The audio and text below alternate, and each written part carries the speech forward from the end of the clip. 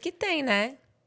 Eu queria ter tido esse privilégio de trabalhar. Eu queria muito ter tido o privilégio de poder trabalhar com um sistema que tivesse uma inteligência artificial para ver currículo para mim.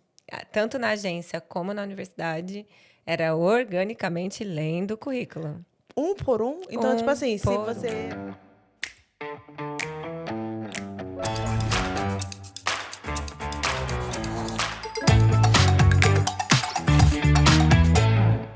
Oi, gente, e aí? Como vocês estão?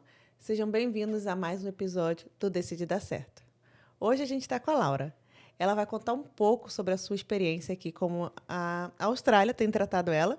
Muito bem, por sinal, tá? Chegou aqui em 2017 em Sydney. Já está aqui em Adelaide já tem um tempinho, né, Laura? Desde 2020. Isso. E se casou aqui, veio com um namorado na época. Se casou aqui, entrou para a área de RH e agora está trabalhando em uma das maiores universidades aqui, ou se não a maior, né? Daqui de South Australia. Agora é a maior do país. Do país, olha aí. Laura, obrigada por aceitar meu convite. Seja bem-vinda. Fica à vontade. Me caça, sucaça. Obrigada, muito obrigada, Lu. Prazer Pode estar aqui. Ó, botar o pezinho e fica à vontade, tá? Tá bom. Fica super à vontade.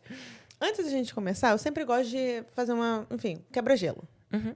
Eu quero saber qual é a sua melhor experiência aqui em Adelaide.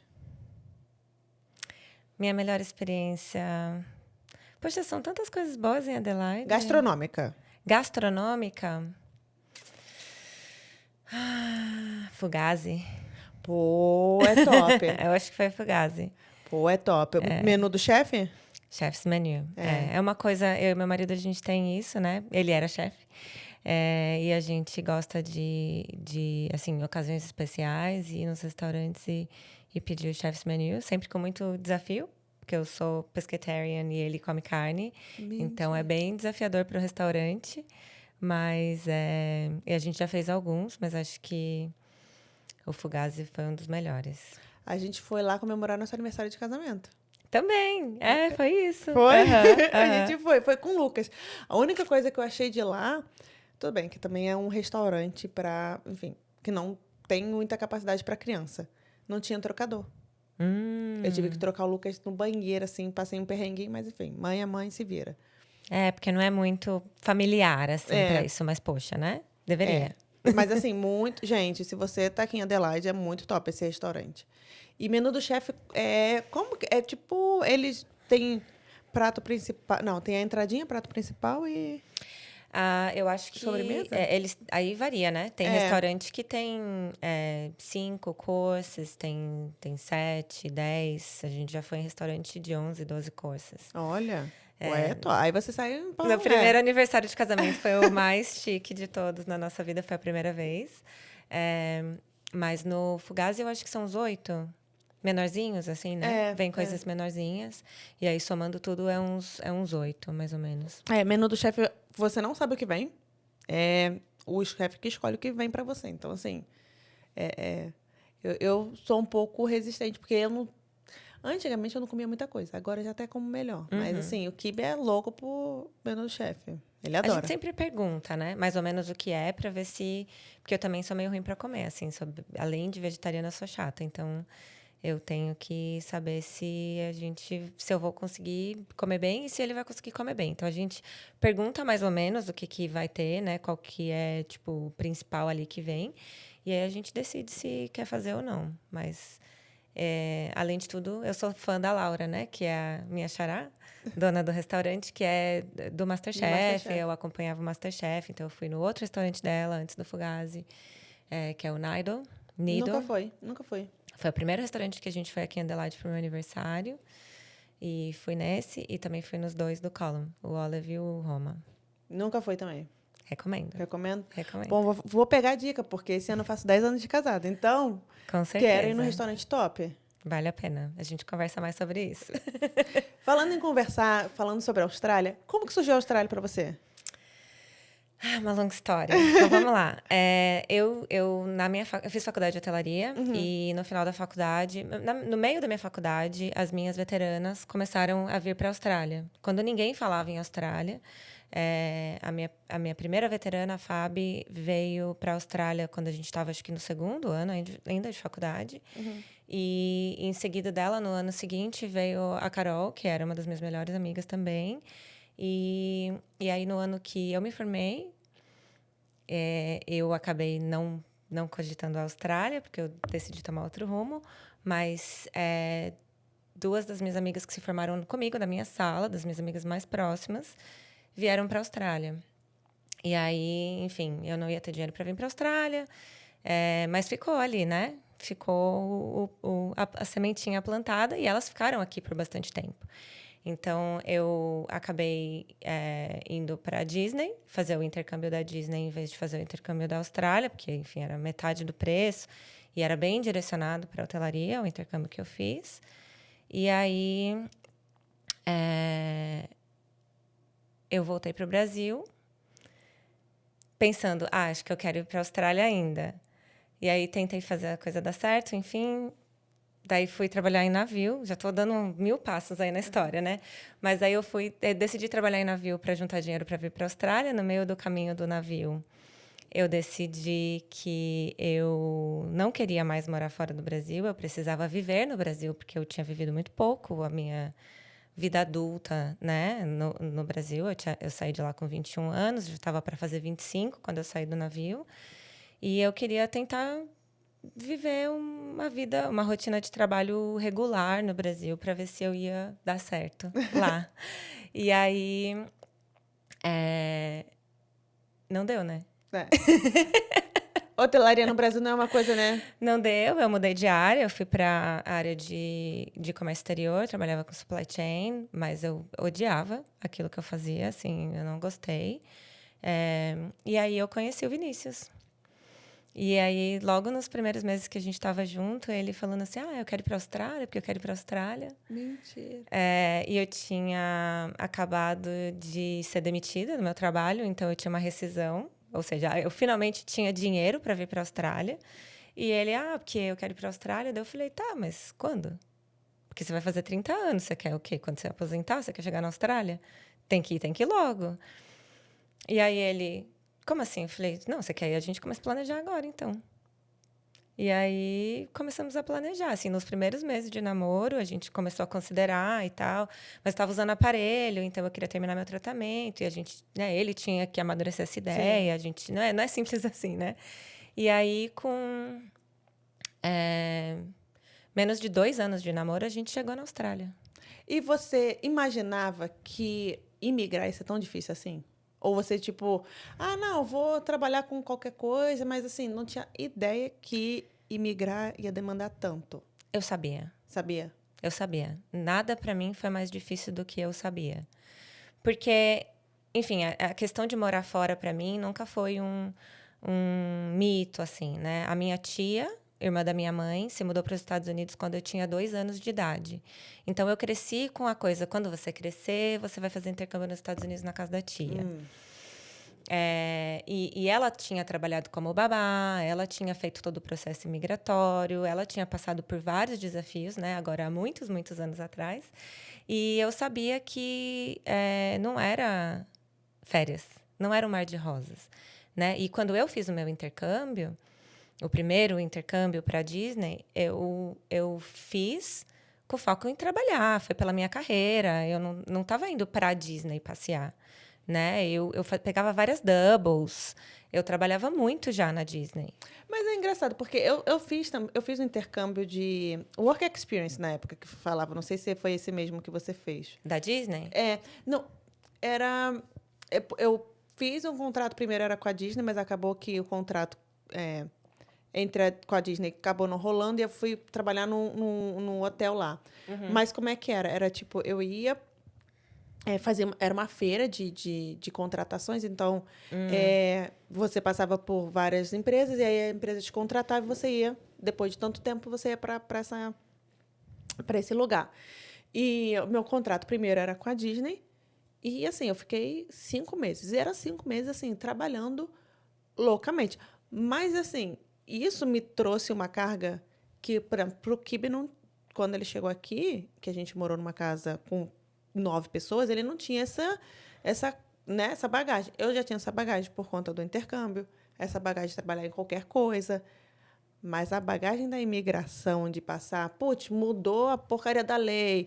Ai, eu não tinha noção quanto isso ia mexer emocionalmente, assim, com a pessoa, assim, comigo, né? Sim, eu acho que eu agradeço muito, eu acho, a Mari, que é a minha amiga que veio, que é uma da minha turma, e ela ficou, né? Ela tá aqui até hoje, tá em Sydney, ela que nos recebeu na casa dela. E eu lembro muito da gente conversando e ela falando, eu tenho que fazer o advogado do diabo aqui, né? Você tem noção? Não tá fácil, as coisas não são mais como eram antigamente. E vai ser difícil, não é assim que você tropeçou, pega um visto, né? Você sabe que vai ser complicado. E eu falei, tá complicado no Brasil também. Tava complicado, eu não estava adaptada, eu não estava conseguindo ser 100% feliz lá, entendeu? Então eu falei, não, eu tô disposta a pagar o preço. E se não der certo, a gente vai voltar sabendo que tentou até o que dava para dar, para tentar, entendeu? Mas nunca foi uma opção não dar certo lá aqui na Aqui. Austrália. Nunca, nenhum momento eu titubeei que eu estava vindo para ficar e para fazer o que tiver que ser feito. E qual foi a sensação quando você saiu do avião em Sydney? Porque, assim, o aeroporto já é diferente, tudo assim, né? Tipo, gigantesco. Qual foi a sensação? Tava exausta. Eu estava tava muito cansada. A viagem foi super longa. A gente veio pelo Chile e pela Nova Zelândia. Não, era Argentina, eu acho, sei lá. Era Air New Zealand na época. Eu acho que na época foi mesmo que você chegou em 2017, eu cheguei em 2018. Era Brasil, Chile, Nova Zelândia, e depois Sydney, o que for, né? Melbourne e tal. Então foi assim. Foi super. Eu tava exausta, mas muito feliz, porque a Mari tava no aeroporto, minha amiga nos esperando, e um casal de amigos nossos muito queridos, que são amigos de infância do Vinícius. Estavam aqui Então, também? eles também estavam em Sydney. Que E legal. eles nos receberam. Então, foi tipo. A gente chegou para uma outra família, sabe? Era tipo. A gente também se sentia quase em casa ali por causa desse acolhimento. Eu acho que isso já é, nossa, 20 passos à frente do que a maioria, né, dos imigrantes passam, porque chegam ou muito sozinhos, ou conhece alguém, conhecido de alguém, mas não tem essa proximidade com as pessoas, né? Eu e a Mari, a gente morou junto, por decisão. A gente era tão amiga no começo da faculdade que a gente decidiu morar junto. Então, assim, voltar para casa e dividir uma casa com ela por um período, obviamente, limitado de tempo, não tinha nenhuma questão, entendeu? Tipo, ela é uma irmã para mim, assim. Então, a gente estava muito bem acolhido, muito bem recebido e com alguém que tinha muito mais experiência, né? Já tinha, tipo, 10 anos de Austrália naquela Aí já te altura. dá uns caminhos das pedras, né? Tipo, isso aqui você faz aqui, isso aqui. O emprego é. Putz, facilita muito a Muitas vida. ajuda com indicação de emprego, ajuda com, né, a gente sabe o que o estudante tem que passar no começo da jornada. E indicação de emprego, ainda mais quando a gente tem que fugir um pouco à regra, né? É muito importante, né? Sim. Principalmente naquela época era muito importante. Então, foi principalmente isso, assim, eu acho que a nossa experiência foi VIP comparado ao que a maioria acaba experimentando, vindo muito independentemente, assim, né? Não, com certeza. Só de você ter uma pessoa para te guiar, olha, esse aqui é o caminho das pedras, isso aqui faz assim. Poxa, você já tá 30 passos na frente de qualquer Sim, pessoa, assim, né? sim. E a segurança de que, assim, eu sou da hotelaria, né? Eu sabia que, pelo fato de eu ser da hotelaria, eu tinha emprego. Eu ia conseguir fazer com que esse emprego funcionasse, sabe? O inglês você também já tinha, Eu então. já tinha inglês, inclusive, né, eu estava trabalhando como professora de inglês nesse período, né, entre a demissão, conhecer o Vinícius e decidi vir para a Austrália, então foi aí uns 2 anos e pouco trabalhando como professora de inglês, então o meu inglês estava sendo utilizado, mais do que ter o inglês, ele também estava sendo desenvolvido, utilizado, e eu sabia que recepção de hotel sempre tem vaga. Você conseguiu a recepção? Foi o primeiro emprego que você conseguiu aqui na Foi o Austrália? segundo, porque eu consegui o emprego na segunda semana num café. Né, dando aquela adaptada no currículo. Mas eu consegui, né, assim, desesperada, tal. Peguei, primeira coisa que aconteceu ali, um part-time, algumas horas no café. Eu fiquei lá poucas semanas. E aí eu já estava aplicando para os hotéis e eu consegui no hotel que eu trabalhei em Sydney do segundo mês até o dia que a gente se mudou para Adelaide. Quer dizer, até o dia que o Covid fechou o hotel. Ah, você passou o Covid lá em Sydney? Não. O começo do Covid a gente estava em Sydney. E vocês conseguiram vir para cá mesmo no... Porque para mim as fronteiras estavam fechadas, não? Com as fronteiras fechadas. No dia que anunciaram que ia abrir, a gente agendou a mudança, agendou caminhão para trazer nossas coisas, entregamos a casa, alugamos casa temporária aqui. E aí as fronteiras não abriram, porque começaram a ter os casos em Sydney. Mas como a gente já tinha... Era uma questão de mudança e o Vinícius tinha uma oferta de trabalho aqui, aí a gente conseguiu atravessar a fronteira, mas a gente teve que se isolar por 14 dias, com polícia batendo na porta para ver se a gente estava em isolamento mesmo. Mentira. Uhum. Caramba. Mas Então, foi no hotel que estava tendo o Covid ou não? Era no que você alugou? como a gente era interstate na época e não era, né, tão grave a situação de New South Wales como era em Vitória, a gente pôde isolar em casa. Ah, tá. Mas era tipo, polícia foi 2 vezes. Caramba, cara. Uhum. Que loucura. E você lembra de algum perrengue? Eu sei que, enfim, você tinha a sua amiga e tudo mais, mas teve Mas algum perrengue? muitos. Assim, qual foi o perrengue que você falou assim, caramba, por que eu vim pra cá? Em Sydney, porque aqui já é outra história, mas em Sydney que é quando começa a vida de imigrante ali que você talvez não esperava. Cara, olha assim, tem o dia que eu tive aquele primeiro meltdown do imigrante, sabe? Todo mundo passa por esse dia. O que aconteceu? Eu estava trabalhando poucas horas ainda e o meu marido já tinha conseguido muitas horas. E ele estava estudando inglês. Então, assim, ele estudava todas as noites e ele trabalhava praticamente todas as manhãs. E super longe de casa, aquele perrengue, né? Você pega o trabalho a 1h30 de casa e acha bonito. E depois ele ia estudar à noite, não sei o quê. E aí a questão de procurar casa ficou comigo, porque eu que conseguia me comunicar, eu que conseguia me virar no transporte, porque eu conseguia me comunicar, Aham. e tinha um pouco mais de disponibilidade Sim. de tempo, porque eu só estudava uma vez por semana. Né? Eu vim fazendo VET e ele veio fazendo inglês. Veio já junto no mesmo visto, vocês dois? Separado. Ah, no visto separado. A gente era namorado, Ah, né? tá. Então a gente namorava junto no Brasil, a gente não tinha de fato, né, união estável. Então a gente veio em vistos separados nesse primeiro visto. E eu fazia um curso vocacional de business e ele fazia o inglês, e aí era todas as noites. Então, assim, quem tinha tempo livre ali era eu, né? E aí eu ficava nos grupos procurando casa, ficava tentando, porque eu sabia que não ia conseguir alugar por imobiliária, assim, né? Recém-chegado, Sim. sem ter olerite direito e tal. Então, eu que fiquei tentando encontrar e tal e tal. E aí fui fazer uma inspeção e ficava correndo para cima e para baixo, saía do trabalho com o pé latejando, e ia andar mais para tentar achar casa, aquela coisa, né?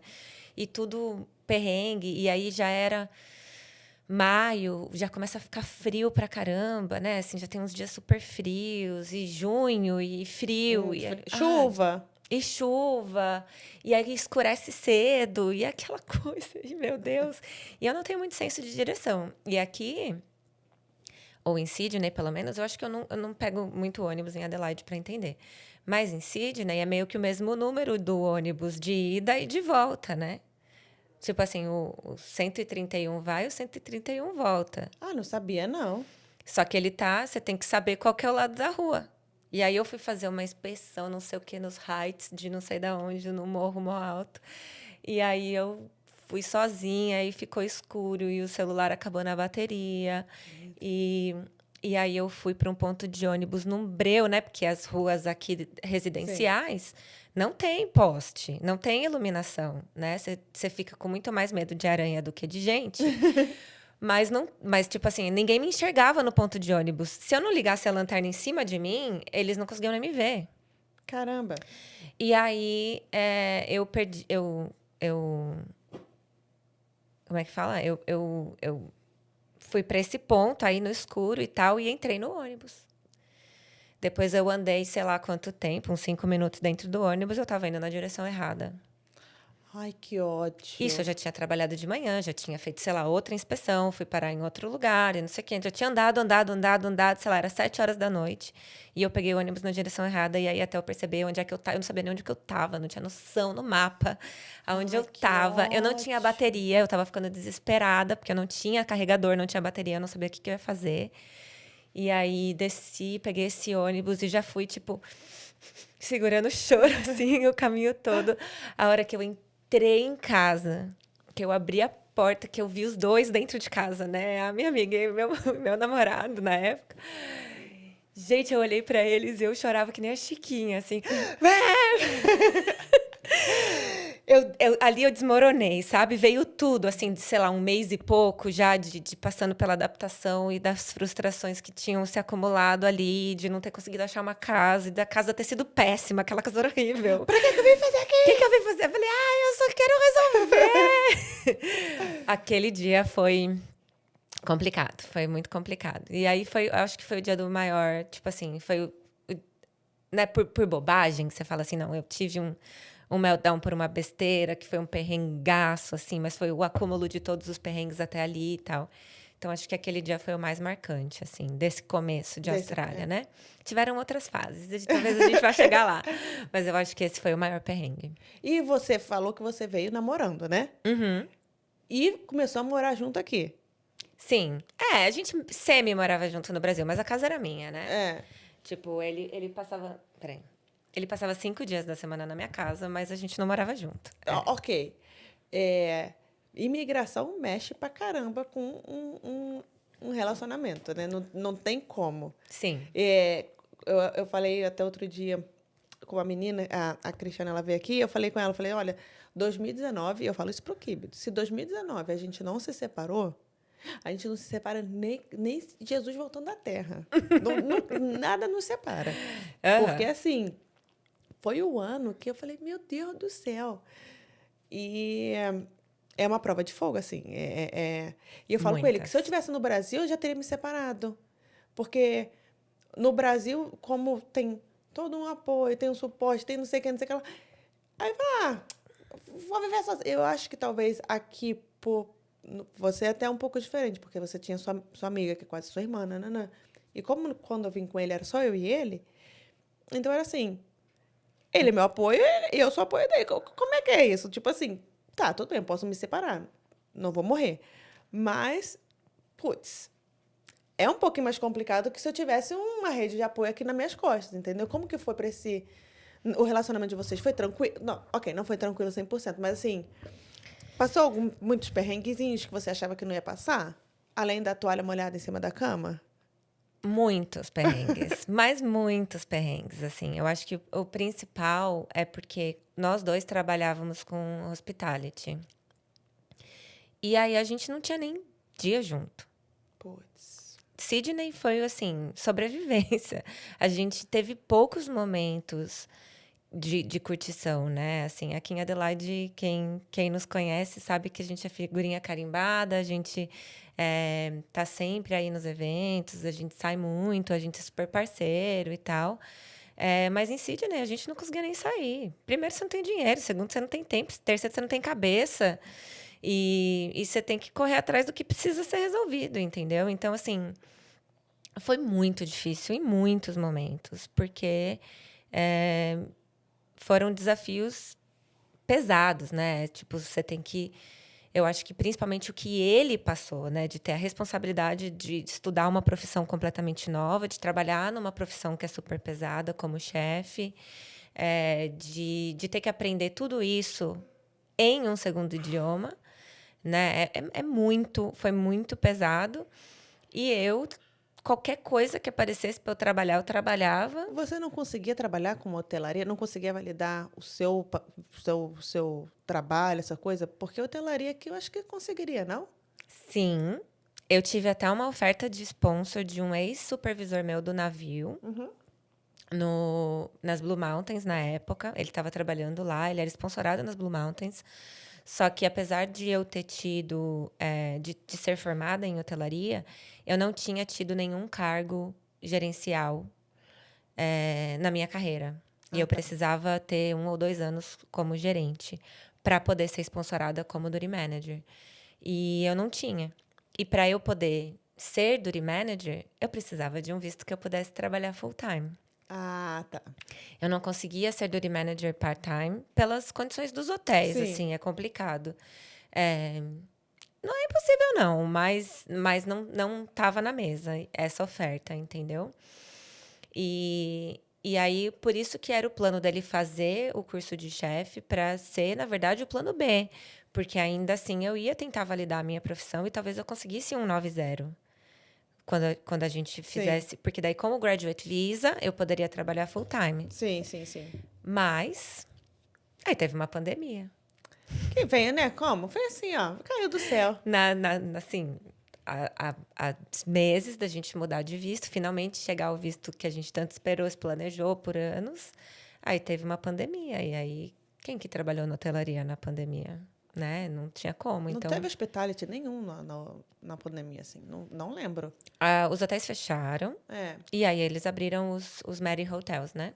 Que foi para o negócio do Covid. É, é. Mas café tava tudo fechado.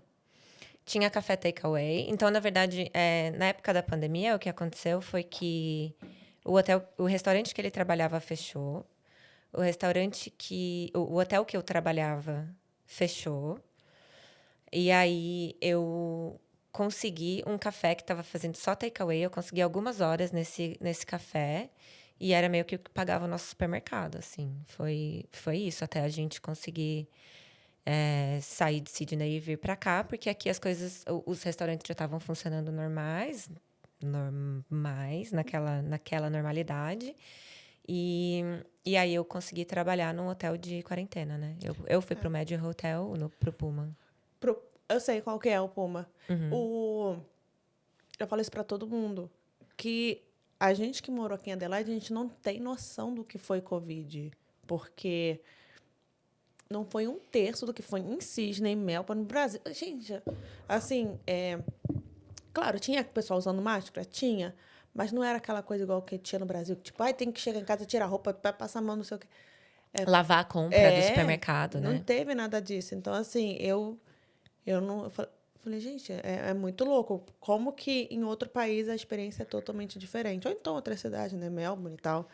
Densidade, né? Eu acho que densidade demográfica aqui favorece a questão do isolamento e as pessoas são mais obedientes, né? do que Verdade. no Brasil e por diversas razões. Enfim, primeiro mundo é outra história, mas né, questão econômica mesmo. A pessoa tem condição de ficar em casa, eu acho. Não dá para julgar também, né, no Brasil, as pessoas que se arriscavam porque precisavam botar comida na mesa. Não tem jeito. Mas aqui foi isso. Mas a gente viveu um pouco de Sydney, um pouco do isolamento, porque, inclusive, sexta-feira, estava vendo, né, que sexta-feira, 13 de março de 2020, foi o dia que tudo fechou. Mentira, E foi? amanhã, a gente não sei que dia que vai para o ar, mas a gente está gravando aqui dia 12. 12 de março, então amanhã, sexta-feira, 13, vai fazer 6 anos que teve o Covid. E, e aí foi isso, assim, então de março até julho a gente ficou em Sydney, a gente viu o começo da pandemia lá, e aí a gente mudou para Adelaide e aqui as coisas já estavam bem Mais mais tranquilo. soltas, né? Vocês estranharam muito quando vocês chegaram de Sydney pra cá? Em que sentido?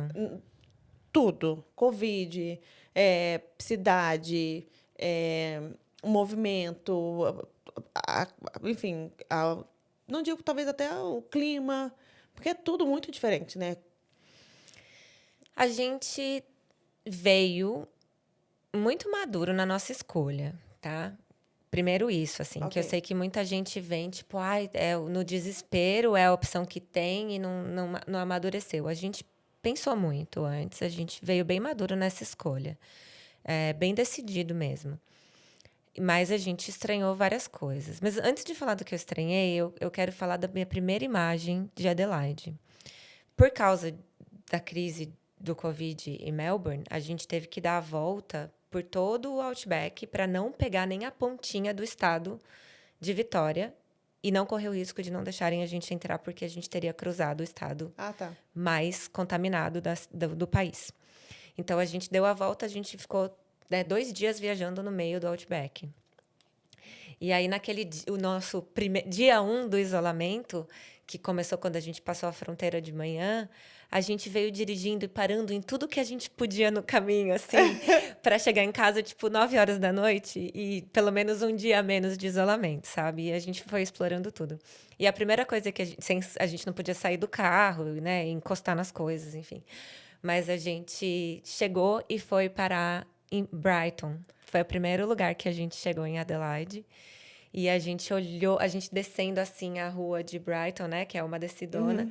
A gente descendo a rua de Brighton na hora do pôr do sol. Pelo amor de Deus, até me arrepiou Aquele aqui, ó. pôr do sol de julho. Me arrepiou. Nossa, Me arrepiou. a gente ficou assim.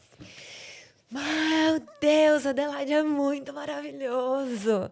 Nossa primeira sensação de Adelaide é tipo, é isso. Aquele pôr do sol para 2 leoninos, né, bem solares, foi o tipo, é esse o nosso lugar, sabe? Foi umas boas-vindas, assim, Seja bem-vindos a Adelaide. maravilhoso, assim, foi maravilhoso. E aí a gente viu aquele pôr do sol e a gente ficou, tipo, em choque. E aí a gente foi e se isolou, né, naquele dia. Mas, então, primeira impressão foi essa. E aí, 14 dias isolado, depois a gente começou a explorar Adelaide. E aí a gente viu que Adelaide tinha muito menos gente, que os cafés eram muito mais fracos do que os de Sydney. Tipo, a gente saiu para comer poucas vezes pensando, né? A gente tava numa baita seca financeira, assim, tipo, a coisa tava complicada. Então, pra gente sair para comer, a gente tinha que... Era especial, sabe? Tomar um café da manhã na rua era especial. E aí a gente ia e, putz, ruim, sabe? Tipo, a gente comeu muita comida ruim no começo aqui. Muita comida ruim. Então... foi isso, assim, era lento, a gente sentia que o serviço era lento, que o ritmo, né, de tudo era muito mais lento, as pessoas com os cabelos coloridos, o shopping perto da casa que a gente morou, da região que a gente morava na região sul, era o Colonnades, que é uma é uma área que é famosa pelas pessoas estranhas. E aí a gente morava a 2 quarteirões do shopping mais bem frequentado de Sydney, que era nas Northern Beaches, né, nas praias do norte, que só a galera, né, aquele australiano de filme que você imagina, assim, né, só os bronzeados, loiros, olhos claros, pé descalço, né, tipo, surfista, não sei o quê. E aí a gente chegou aqui, naquele, tipo, Stranger Things. Onde que é isso, gente? O Colonnades, em Norlanga. Eu nunca fui nesse O shopping. Vai lá, um dia. Não, muito obrigada. É da hora, é interessante. Eu criei amor, eu morei mais de 4 anos lá no sul, né? Então, assim, eu criei amor, eu sinto falta do Colonnades hoje em dia, que eu moro aqui, né, no Oeste. Mas foi uma coisa meio chocante, assim, tipo, eu nem imaginava que tinha esse outro lado do público australiano, né? Que tinha esse outro padrão, assim. Porque para mim era... Eu vim conhecer aborígene aqui em Sydney, eu falava que... Oi? Que é isso? Tipo, eu já vi aborígene, falei assim, gente, eu nunca, não sei nem o que é isso. Tipo, não sei identificar. Se eu vi alguém, nunca vi. Aqui que eu comecei a ver que tem muito mais do que em Sydney. Não sei se é por conta de imigração, que em Sydney tem muito asiático. Eu acho que mais até que aqui, não? Eu acho que... não, eu acho que tem um pouco, depende da região, né? Porque também depende dos bairros em Sydney. Ali nas Northern Beaches não tinha nem tanto asiático, muito menos indiano.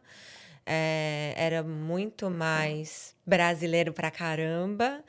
E muitos australianos, né? Australianos, e europeus, de forma geral e tal. Mas em Sydney, a gente via os aborígenes, tipo, lá no Circle aqui. Ah, sim. apresentando ali, vendendo Aham. pintura, tal, uma coisa bem turística. Mas a gente tinha viajado já para Townsville, em Queensland. Ah, tá. E lá a gente tinha visto bastante também. Então foi assim, mas mais remoto, talvez, que Adelaide e tal. E a gente não. Mas não foi isso. Não, não são os aborígenes, tá? No Colonnades. Não são os aborígenes. É a galera local mesmo. Só a pessoa, galera do bairro. Galera do bairro que é interessante. Mentira. É a mistura de estilos. É isso que é legal. Gente, olha que eu já. É porque eu também só vou na praia e volto, né? Eu não vou não fui, nunca passei por lá. Só tem aquele restaurante português brasileiro. Tinha, né? Tinha. Ah, tinha, não tem mais, Tinha. né? Que o Vinícius trabalhou lá também. Ah, mentira. Uhum. E aí vocês chegaram aqui, ficaram isolados.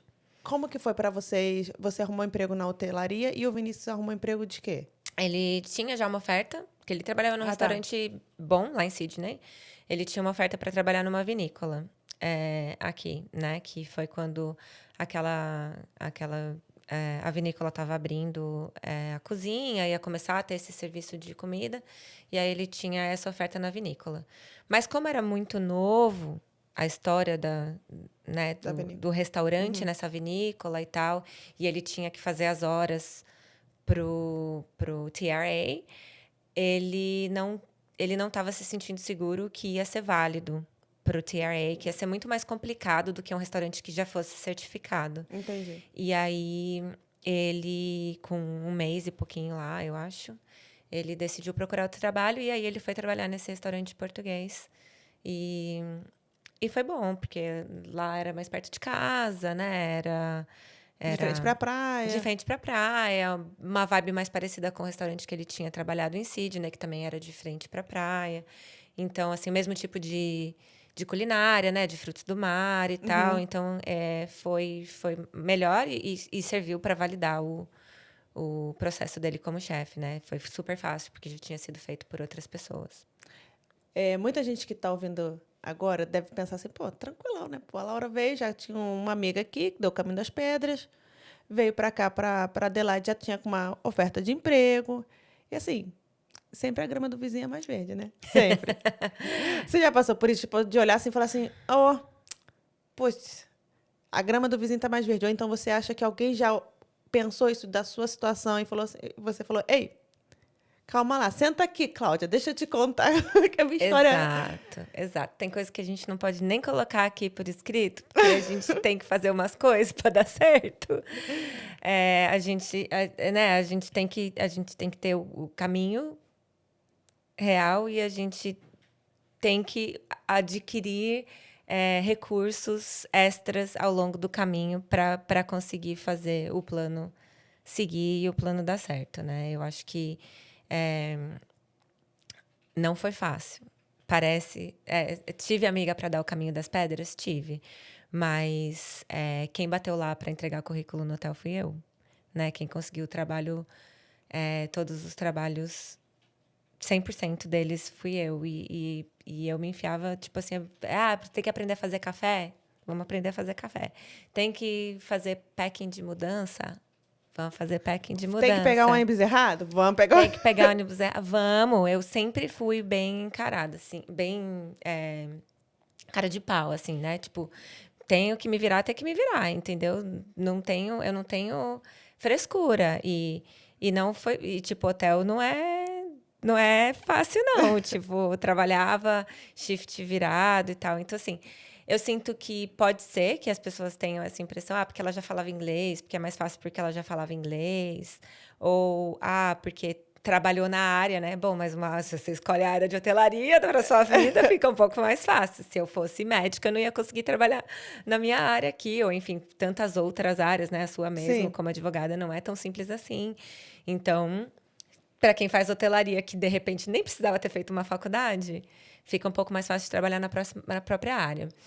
Mas a questão de eu pensar que a grama do vizinho era mais verde, eu não sei se assim com relação às pessoas que eu conhecia, porque eu tendo a ser curiosa, né, com a história das pessoas e eu sei que nem sempre, né, o que você mostra no Instagram é a verdade da sua vida, assim, eu sou um tanto quanto consciente com relação a isso, mas, eu acho que na questão da minha própria carreira, que eu imaginava que a grama era mais verde, porque quando eu me via ali eternamente trabalhando em hotelaria, eu achava que chegar lá era ser front office manager, né?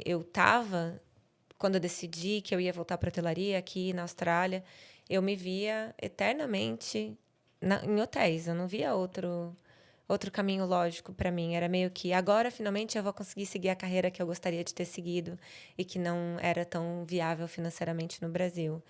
E aí eu falava, não, eu vou virar front office manager, mas ali em Sydney, quando eu cheguei e tive que recomeçar ali do zero, parecia tão difícil, tão distante, tão, nossa, eles são front office, ele tem só 30 e poucos anos e ele já é front office manager, como que ele conseguiu?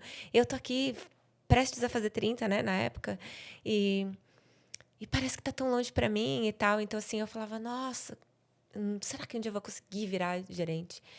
E, e aí, no fim, eu virei duty manager e falei, porra, a gente não ganha o suficiente para fazer esse job, entendeu?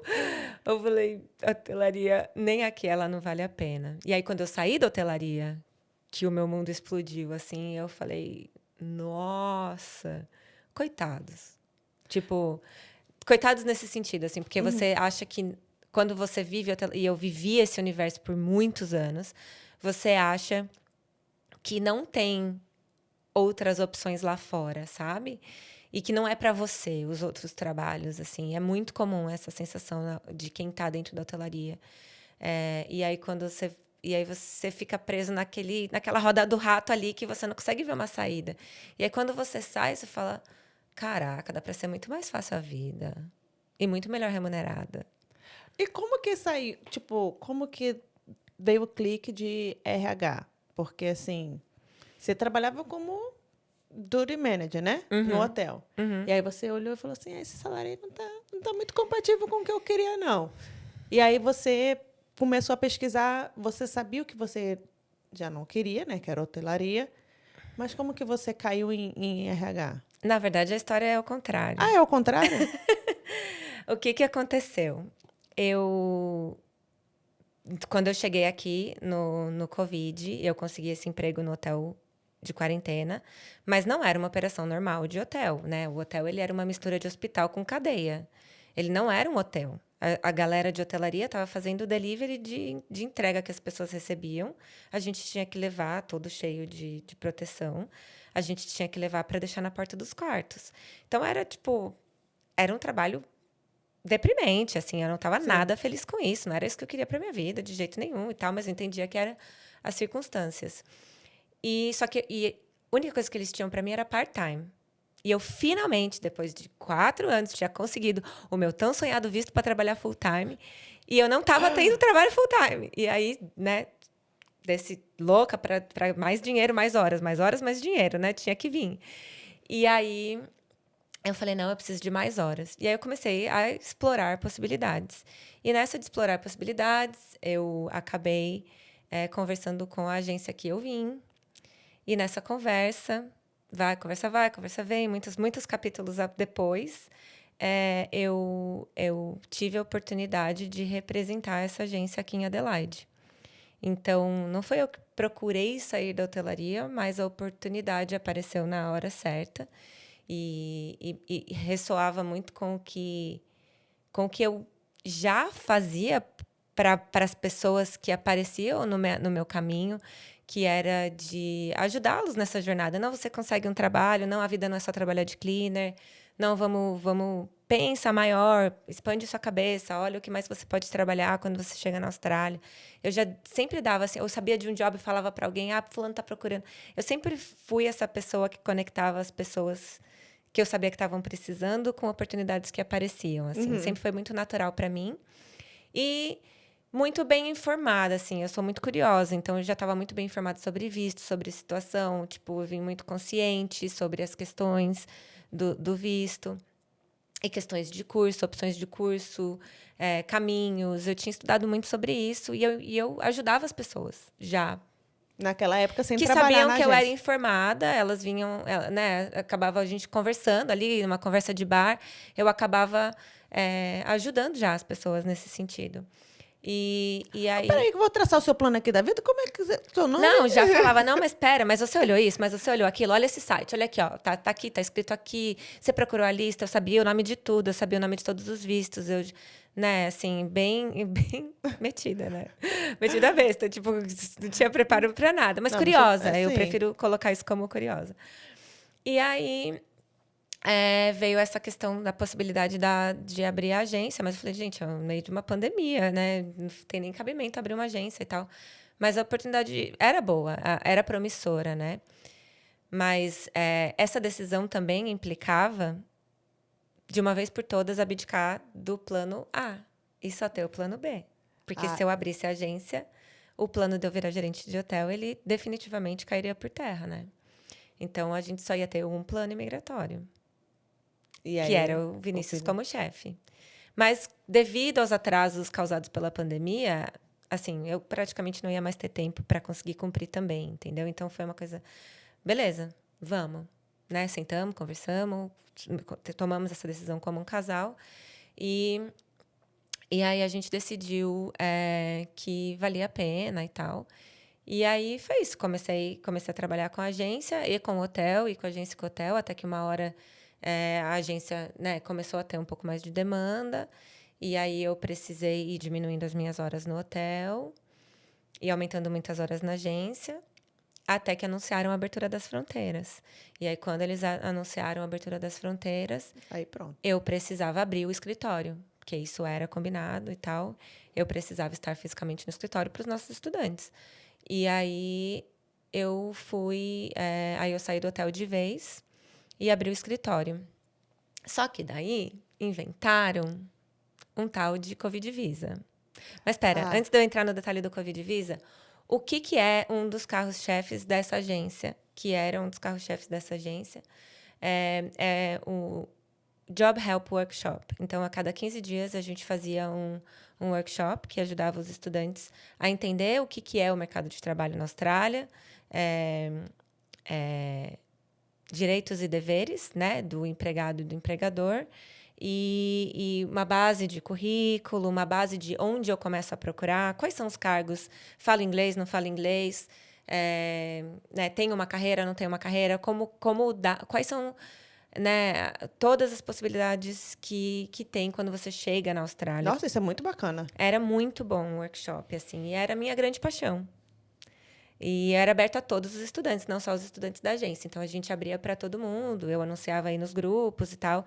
Então, conheci muita gente legal por esses workshops, pessoas que hoje, né, até hoje, assim, eu tenho algum vínculo, carinho, ou viraram meus amigos. É, e pude ajudar muitas pessoas. E era, tipo, eu fazia isso com muita paixão. Eu gostava muito. E trabalhei muito de graça, assim, ó, de a pessoa depois vir, fez o currículo depois do workshop, pedir para eu revisar currículo.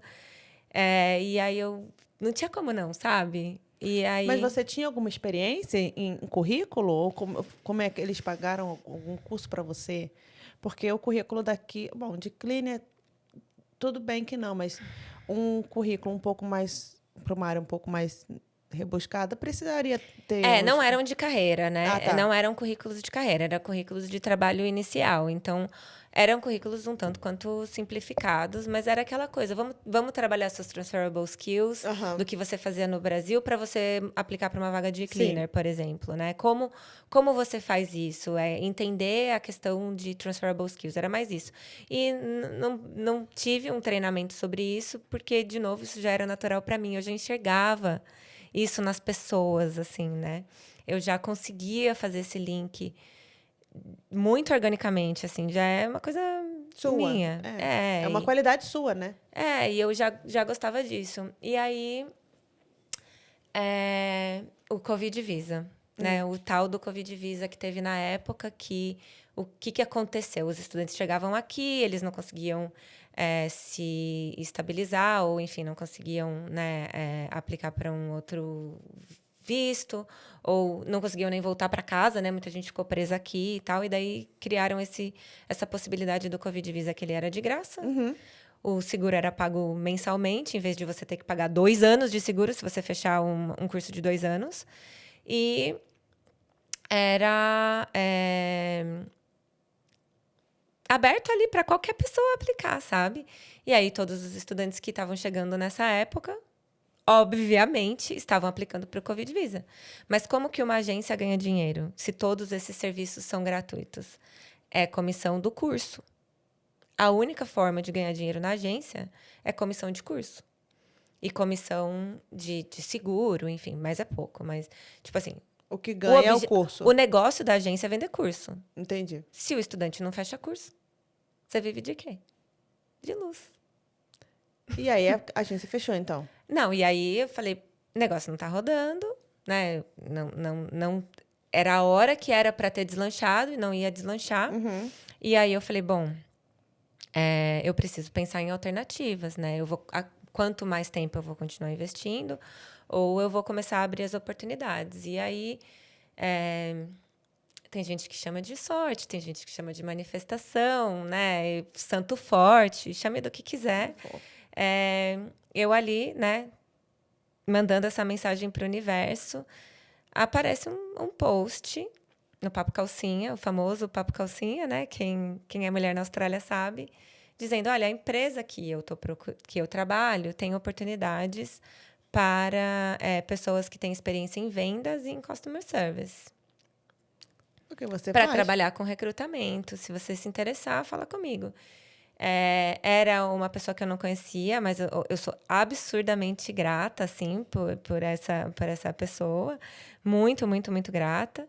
E ali eu falei, cara, tudo a ver, sabe? Recrutamento tem tudo a ver. Porque uma das partes que eu mais gosto do meu trabalho, que não tem nada a ver com o meu trabalho, é a parte que mexe com isso, entendeu? E aí eu falei, poxa, ia ser muito legal e tal, e tal. E aí, enfim, não foi fácil, mas deu certo. E aí eu comecei a trabalhar numa agência de recrutamento. Então, por isso a parte de vendas, né? Então, de uma agência onde eu vendia cursos para estudantes, eu comecei a vender candidatos para empregos. Como que funciona? Porque assim, será que pode falar o nome da agência? Pode, né? Não? Tá. Eu cheguei a fazer entrevista para essa, graças a Deus eu não passei. Mas porque enfim, na época eu estava saindo de babá para o corporativo. Mas, assim, como que funciona isso? Porque você tem que vender pelo que eu entendi ali da vaga, você tem que vender o funcionário para a empresa e quanto tempo ela fica lá, a pessoa fica lá e você ganha em cima. É isso? Então, a agência de recrutamento, ela tem 2 vertentes. Ela tem o temp e o perm, né? Tá. O temporário e o permanente. Então, o temporário, o que ele é que a gente conhece no Brasil? É a agência, é o terceiro, a terceirizada. Eu fui terceirizada 2 vezes no Brasil, né? O pouco que eu trabalhei no Brasil, eu fui terceirizada 2 vezes. Então, por motivo de, tipo, você está cobrindo uma licença maternidade, a empresa não quer assumir um vínculo com um outro empregado, porque no Brasil não é assim, né? É só contrato temporário. Normalmente, SLT, eles têm que te registrar e é por tempo ilimitado. Então, quando eles têm que contratar alguém temporário, eles recorrem a esse tipo de agência de terceirizado. Ou, por exemplo, um cargo do governo que precisa de uma cobertura temporária, como no governo seria concursado, por exemplo, no Brasil, eles colocam uma pessoa temporária ali para cobrir o cargo. Então, aqui é parecido. O temporário é a mesma coisa. Eles têm um buraco em algum lugar, em alguma empresa. Às vezes é por um projeto. E aí? Às vezes é por um projeto, às vezes é por uma questão de movimentação interna, que ainda, né? Porque um recrutamento de um governo aqui na Austrália demora 2 meses, 3 meses, para você concluir um processo de recrutamento para uma vaga do governo. Ou, enfim, entre várias outras empresas, né? Mas aqui eu recrutava para o governo do estado de South Australia temporários. Então, tem esse lado, né, que é o temporário, e aí, se você tem um temporário trabalhando, você ganha um valor por hora trabalhada. Tá. Então, não é por hora contratada, essa é a questão. Então, tipo, se você coloca uma pessoa que deveria estar trabalhando full time e a pessoa ficar faltando, que acontece bastante, você deixa de ganhar aquelas horas que você ganharia, entendeu? E aí a comissão é uma porcentagem desse valor que vai como gross profit, enfim. E aí você, como recrutador, você ganha um pouquinho daquele dinheirinho. Quando a pessoa pede para sair também, você não recebe, então. Porque isso acontece também muito, né? O temporário é hora trabalhada. Se for temporário, é por hora trabalhada. Se ele Entendi. saiu, mas também não trabalhou, acabou. É só, não Entendi. tem prejuízo nesse sentido. Mas tem também a questão do headhunting, né? Que a agência também faz isso. Que é, o headhunting seria, a empresa precisa contratar um profissional específico e ela não tem um departamento de recrutamento tão robusto, ou ela não está conseguindo encontrar esse profissional tão específico, tão Sim. qualificado. E daí ela recorre às agências para fazer esse processo para ela. E aí esse valor ele é combinado, ou por uma porcentagem do salário oferecido ao candidato, ou por um valor fixo, enfim. E aí eu acho que é mais benéfico um recrutador de permanente assim, porque daí ele não trabalha com volume, ele trabalha com qualidade. Eu trabalhava com muito volume e pouco dinheiro. E muita pressão, e enfim, assim, o mercado de recrutamento, ele teve um pico absurdo na época do Covid, e eu nem imaginava. Mas os departamentos do governo precisaram engordar muito na Sim. época, né, do Covid, porque estava tendo muito tipo de assistência do governo em todas as áreas. Então, essas agências de temporários, elas entraram num lucro absurdo. E aí, o que aconteceu? Quem entrou ali em 2023, 2024, estava sofrendo as consequências da queda de budget, que nunca ia conseguir bater aquele pico. Só que você ainda estava comparando com aquele pico de 2020, 21, 22. Entendi. Que ainda tinha, né? A gente ainda estava em Covid, vivendo em operação Covid até 22, quase 23. Até 22 estava tendo, que eu lembro que eu comecei a trabalhar no banco, que foi meu segundo emprego do corporativo. Foi justamente por isso, porque o que aconteceu? Muita gente entrou, não pagava os cartões de crédito, e aí eles abriram uma central e contratou muita gente que era para ligar para essas pessoas, oferecendo é, é, proposta, né, para poder quitar, para poder Negociação. negociação, isso. Eu estava tentando achar a palavra para poder negociar. E aí, quando bateu ali final de 2021, que aí as coisas começaram realmente a voltar ao normal, eles mandaram muita gente embora. Eu fui nessa leva, assim, mandaram muita gente embora. Sem dó, né? Sem dó. Principalmente se for dos temporários. Porque é isso, assim, o pessoal de agência, se o departamento não precisa mais da pessoa, eles mandam embora no dia seguinte, porque eles não têm vínculo empregatício nenhum com a pessoa, né? O meu era do próprio banco. Mesmo assim. Mas o meu contrato era tipo de 2 anos, alguma coisa assim. Fixed term. O que também podia me mandar embora a qualquer momento, só Aham. dar o notice e era isso, e vai ser feliz. Então, Triste, né? É muito triste. Mas é isso, assim. E aí, a agência de recrutamento, logo que eu entrei foi quando estava começando a grande pressão, a grande crise das agências de recrutamento. Assim, isso, você falou da grama do vizinho mais verde, eu sempre falo, é sempre na minha vez. Assim, ó, minha frase em todos os trabalhos é, porra, bem na minha vez. Sempre tem alguma coisa que é na minha vez que acontece. Tava indo tudo bem na minha vez. Tava na minha vez. E uma dessas coisas era bem na minha vez, sabe? E aí uma pressão para bater KPI, para não sei o quê. E todo mundo tenso. E entra a gente em salinha, sai a gente em salinha. Uma pressão aqui, uma pressão ali. Eu via que minha team leader tomava uma surra da gerente, vinha, dava uma surra na gente, e aquela pressão, pressão, pressão. Há um time de jovens australianos que eu era, tipo, a única estranha, entendeu? A única Imigrante? Não pertencente àquela rodinha, não pertencente àquela panelinha, não me adaptei à cultura da empresa, não me adaptei à cultura do time. Complicadíssimo. Assim, não era meu lugar, mas eu aprendi muita coisa sobre muita coisa. Muita gente que ouve, né, que está ouvindo o podcast, está aqui na Austrália. E muita gente quer entrar no mundo corporativo. Existe realmente esse negócio do currículo entrar, sei lá, no aplicativo e bater palavra por palavra? Tem esse negócio de palavra-chave? Diz que tem, né? Eu queria ter tido esse privilégio de trabalhar. Eu falo, eu queria muito ter tido o privilégio de poder trabalhar com um sistema que tivesse uma inteligência artificial para ver currículo para mim. Tanto na agência como na universidade, era organicamente lendo o currículo. Um por um? Então, tipo assim, se Por você, sei lá, uma Lavanche sem currículo, você tinha que olhar um por um? Eu tive uma campanha com 189 aplicações. Essa eu não vi. Essa não, porque eu tinha combinado com o gerente que eu não veria. Mas 113 eu vi. Um por um. Um por um. E aí, como que você analisa o currículo? Como que você sabe dar match? Ou como é que seria isso?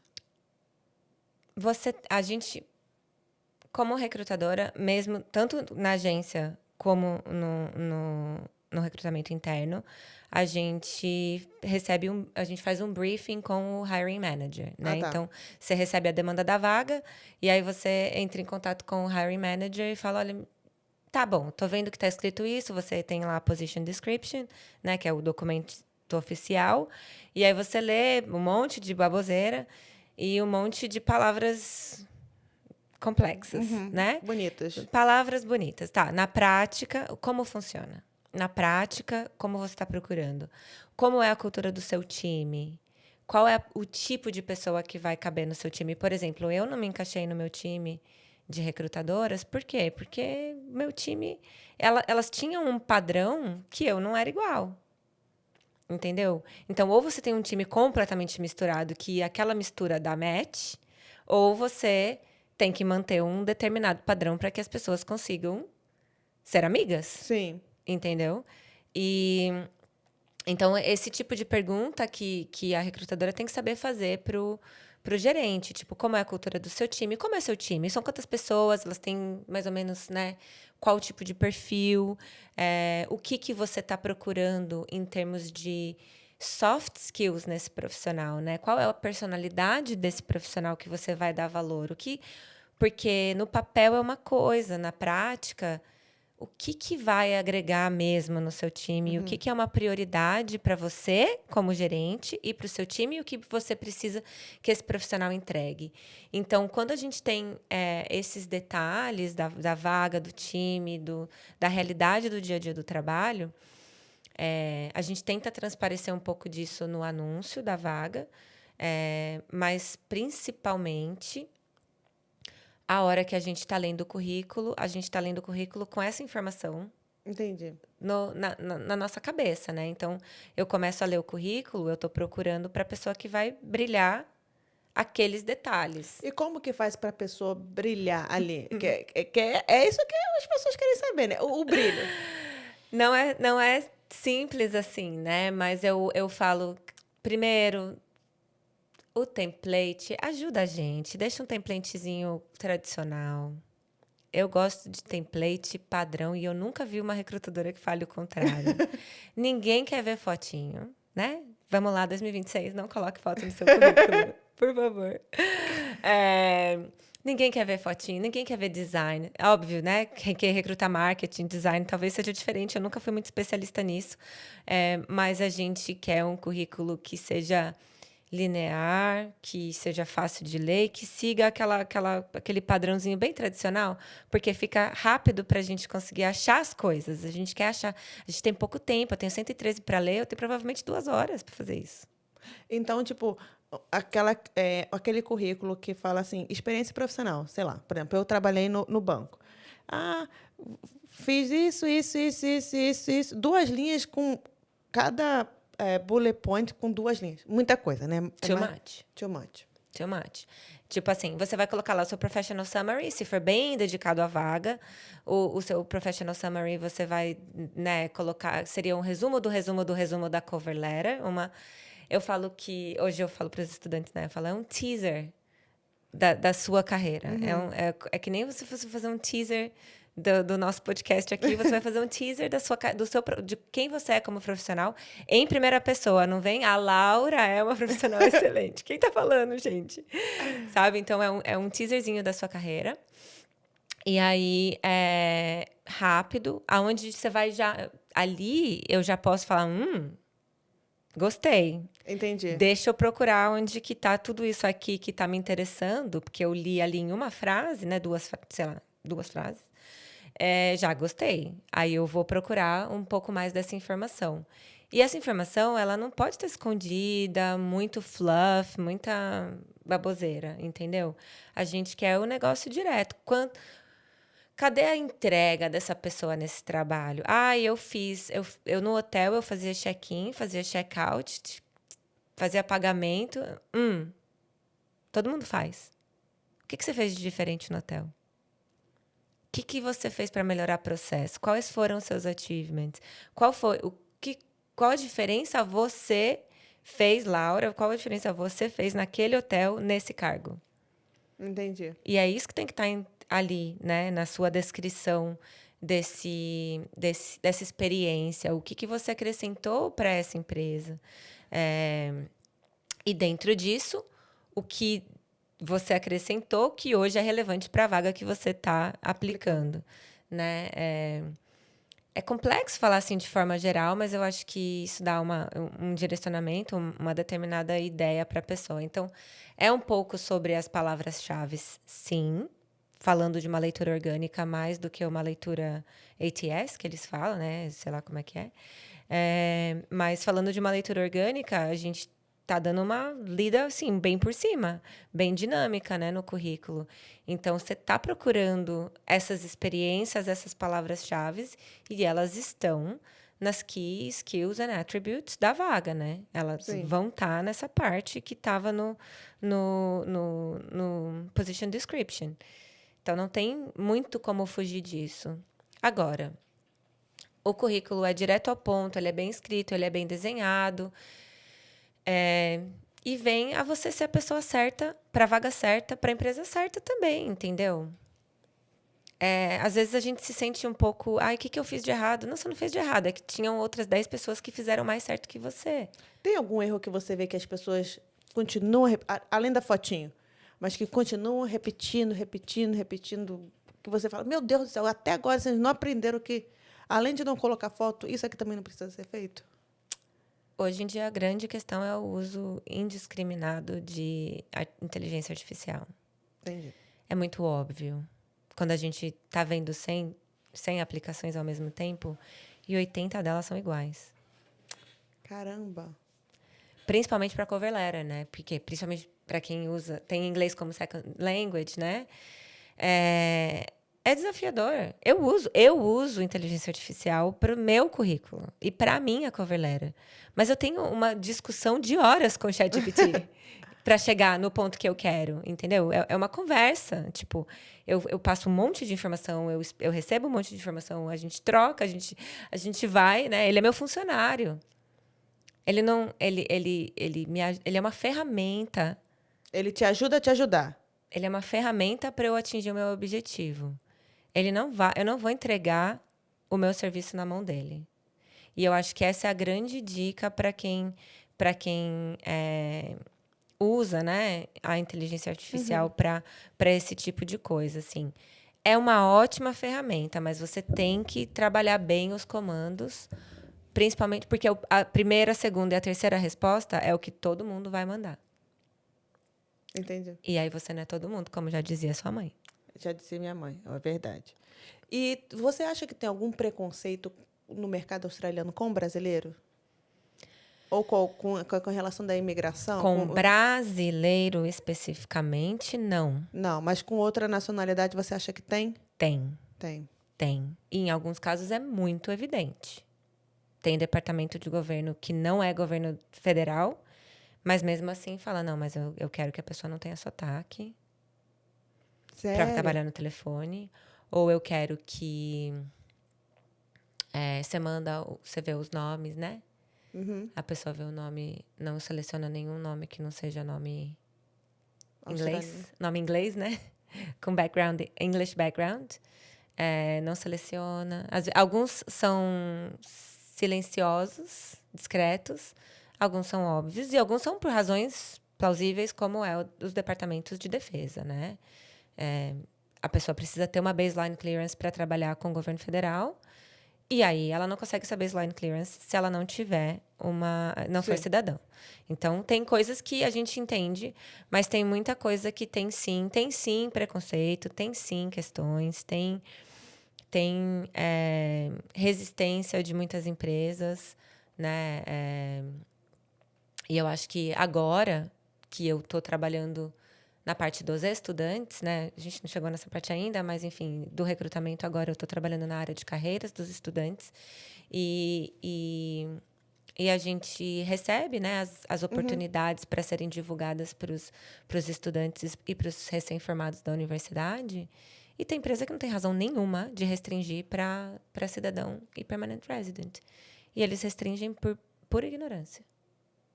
Caramba, cara. Não tem. É isso. Não conheço, eu não sei como, não sei se vai ter algum problema, porque vai ter restrição de visto, é mais fácil o que eu já sei. Às vezes é isso. E aí a gente tem nosso trabalho, né, como departamento ali de carreiras e, enfim, tem todo um time para fazer esse tipo de trabalho, é desenvolver o empregador para que ele abra a mente dele, né, para que ele aumente as oportunidades. E é isso, a gente lida com preconceito, não tem o que fazer. É Sim. isso? E eu já refleti muito sobre isso, sabe? Até, né, tem vários tipos de preconceito de quem falar aborígene é incorreto hoje em dia, né? A gente fala de povos originários, que é a mesma coisa que a gente falaria no Brasil, mas os povos originários também têm todo um trabalho, né, para aceitação Sim. deles no mercado de trabalho, para as pessoas que têm algum tipo de deficiência. E a diferença, e aí eu já fiz muita reflexão sobre isso, a nossa diferença com relação às outras minorias na sociedade australiana é que essa é uma escolha nossa. A gente escolheu estar aqui. A gente pode ir embora. Mas a gente escolheu. A gente escolheu estar aqui. Então, sim, a gente tem que dar 3 passos para alcançar eles. Mas não é que a gente dá conta? A gente dá. Ou se dá. E se duvidar, a gente dá até mais conta do que eles mesmos. Assim, na verdade, Exatamente. Mas quando o calo aperta e a gente pensa em se colocar numa situação de vítima, e olha, já já sofri. E já me vi em situação de me vitimizar na questão, né? Acho que né, saindo da agência de recrutamento mesmo, eu estava me sentindo um pouco vítima ali. Eu falei, cara, escolhi estar aqui. É uma escolha, eu não sou obrigada. Entendeu? Eu escolhi estar aqui. E eu escolhi que, de um jeito ou de outro, a coisa vai acontecer. Entendeu? E não é meu lugar? Vamos move on. move on. Falando em move on, você hoje está trabalhando na universidade. Uhum. Hoje, trabalhando na universidade com um estudante, você se sente realizada profissionalmente? Muito. Muito. Eu estou muito realizada. Tá feliz? Bem feliz, né? A gente está vivendo o caos na universidade, a gente estava conversando Sim. sobre isso antes, e é bem conhecido aqui na região, né?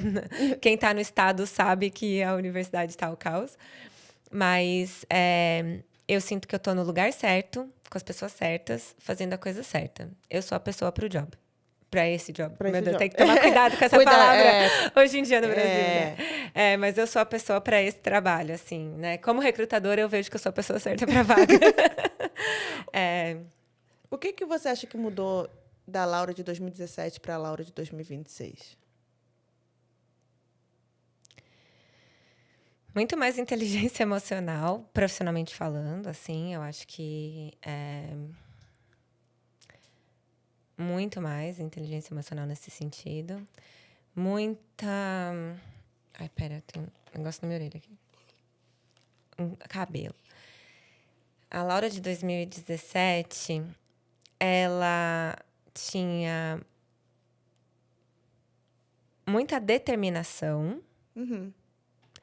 mas pouca experiência. Hoje, eu acho que eu tenho ainda bastante determinação, mas eu tenho muito mais experiência e, e muito mais self-aware. Como é que fala isso? Como que seria self-aware? Conhecimento? Autoconhecimento. Eu tenho muito mais autoconhecimento hoje, de inclusive enxergar muito mais as minhas falhas, os meus defeitos, meus pontos fracos e entender como que eu consigo superá-los. Uhum. Quando eu cheguei aqui em 2017, eu era super corajosa, mas eu era bem pouco consciente. E eu acho que durante toda essa jornada de amadurecimento, eu sou muito mais consciente, tanto do ponto fraco quanto do ponto forte. E qual foi sei lá, o momento que você falou assim, caralho, valeu a pena ficar, valeu a pena tudo que eu passei, valeu a pena. Valeu a Olha, pena. Não, valeu a pena? É essa? valeu a pena. Aham. É a música, né? É. Ai, um momento. Eu acho que teve vários momentos em que a gente sabia que valia a pena. Mas a hora que tirou aquela montanha das nossas costas mesmo, e falou: Nossa, olha, a gente sofreu muito para chegar até aqui. Mas agora foi o dia que a gente recebeu. Duas vezes. Mas acho que o principal foi o dia que a gente recebeu o convite do 491. Putz, melhor alegria da vida. E depois o dia que o 491 foi aprovado, 9 meses depois. Mas eu acho que o convite é tipo, cara, peguei o ticket da reta final. Ainda tem uma maratona, mas agora eu já tenho o ingresso, Sei. Eu sabe? sei. Uhum. Eu acho que ali foi o tipo, Eu meu lembro. Deus do céu, eu sentei no chão assim, eu chorava que nem criança. Você tipo, estava na recrutadora? Não, eu Já ainda estava estava na agência. na agência? Ah, tá. Eu ainda estava na agência de intercâmbio. Ainda estava na agência de intercâmbio. Meu marido tinha acabado de sair da cozinha, recomeçando a carreira dele. Tipo, a gente estava num perrengue financeiro bem complicado na época.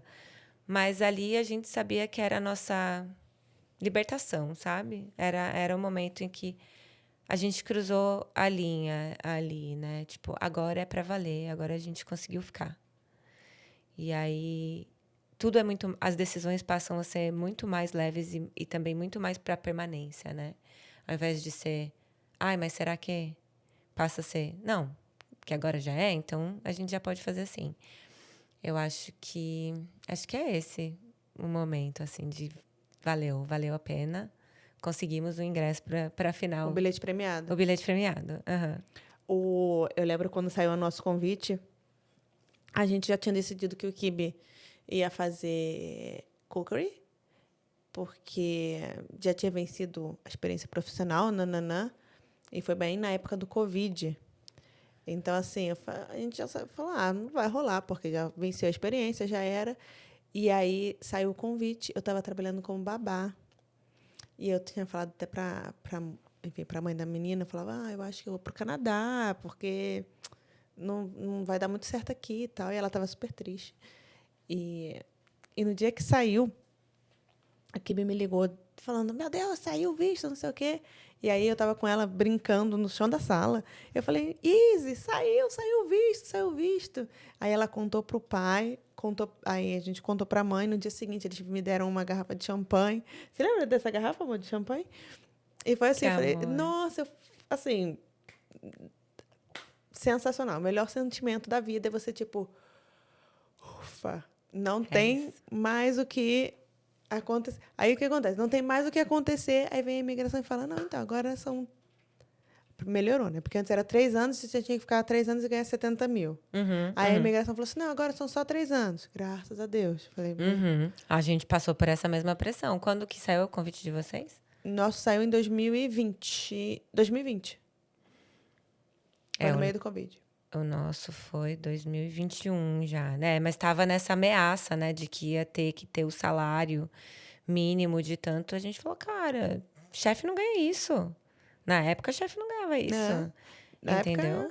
época, não, na época a gente ele não tinha, ele estava trabalhando de babá, ele não tinha emprego fixo. Eu falei, pronto. Não ia ter como. Não ia ter Exato. É super complicado. Mas eu acho que esse foi o grande momento, assim. E depois tem vários outros momentos, assim, né? E aí a vida vai fluindo mais, vai ficando mais leve, você vai falando, pô, vai valendo a pena. Muitas vezes. A imigração te machuca, mas vale a pena, né? A imigração me machuca e machucou, eu acho que muito mais quem viveu o Covid, né? Machucou muito mais. Assim, até você falou de um perrengue e eu não comentei sobre isso porque não foi bem um perrengue. Mas foi acho que o meu pior momento aqui na Austrália, assim, o meu maior trauma durante todo esse processo foi quando ali tinha, eu acho que nem um mês do Covid na Austrália. A gente, né, o restaurante fechou, meu hotel fechou, a gente ficou desempregado, não tinham liberado suporte financeiro para os estudantes internacionais. E aí o Scott Morrison foi na TV e falou a tão famosa frase: se você não tem condições de se manter aqui na Austrália, porta da rua, serventia da casa. Para quem estava aqui há quase 4 anos, gastando rios de dinheiro num curso, prestes a terminar o processo, à beira de aplicar para um Graduate Visa, sem dinheiro para esse visto, porque estava tentando sobreviver. E aí o primeiro-ministro ir na TV e falar, olha, é isso, boa sorte. Vai com Deus. Pra depois falar assim, vem, pelo amor de Deus. Cara, aquele dia foi como entrar uma flecha no meu coração, assim, ó, e girar. E eu guardo mágoa desse dia até hoje, assim. Eu lembro... É igual como você recebeu a notícia de que os Mamonas Assassinas morreram, ou das Torres Gêmeas, né? Tipo, do ataque lá de 7 de setembro. Todo mundo sabe onde que estava nesse momento. Eu lembro exatamente a cena de quando eu escutei essas palavras da boca do primeiro-ministro, assim, foi traumático. Mas, né, depois... Tamo aqui. Agora eu tô aqui, apliquei para residência permanente tem o quê? Algumas semanas. Ai, então, que bom. Estamos na reta final, graças a Deus. Graças a Deus. Graças a Deus. Graças a Deus. Sair logo esse negócio para acabar. E pronto. E poder votar. E é isso. Pode votar. Eu quero me abanar com passaportes. Quero ter todos os passaportes. Isso que é ostentação na vida. Esse é ostentação. Ó, Glória Maria já dizia, né? Não? Conhecer o mundo é o que vale. Laura, para terminar, o nome do podcast é Decidir Dar Certo. O que para você é dar certo? Decidir dar certo. Nossa, é uma pergunta difícil, né? Eu deveria ter pensado nisso antes. Eu acho que dar certo é você se sentir realizada na sua vida da forma com o que tem valor para você, né? Porque, óbvio, o foco aqui principal é a gente falar da carreira, né? E de como é dar certo na sua carreira, o que é uma boa porcentagem de dar certo, mas dar certo tem vários âmbitos na vida, né? Então, eu acho que é isso, é você se sentir confortável com a vida que você construiu para você, sabe? Tá feliz. Chegar em casa é gostoso, porque sua casa é gostosa, porque quem tá lá te esperando é quem você gostaria que tivesse, porque é gostoso. Trabalho é trabalho, legal mesmo é aposentar, mas enfim, você chega no trabalho e é agradável, e você sabe que você está contribuindo, que você É é a pessoa valorizada. valorizada, que você é a pessoa certa no lugar certo. Então, eu acho que é isso, assim, decidir dar certo, é, não se permitir sentir a síndrome da impostora em lugar nenhum. Adorei. Adorei. É, Vou pegar essa definição. Vou pegar essa definição. obrigada. Vou pegar essa definição para mim, juro. Sim. Gente, então, se você ficou com a gente até aqui, eu espero de coração que as dicas da Laura tenham te ajudado, porque, assim, todo mundo quer chegar lá, todo mundo quer chegar lá rápido. Mas calma, todo mundo chega lá, chega cansado, mas chega. Então, assim, talvez agora a sua história esteja ali no meio, tá? Mas uma hora você vai chegar lá. Talvez você não entenda por quê, mas calma, sua hora vai chegar. Você não precisa andar sozinho. A gente está aqui para te ajudar, tá bom? Um beijo e até a próxima. Tchau, tchau. Tchau.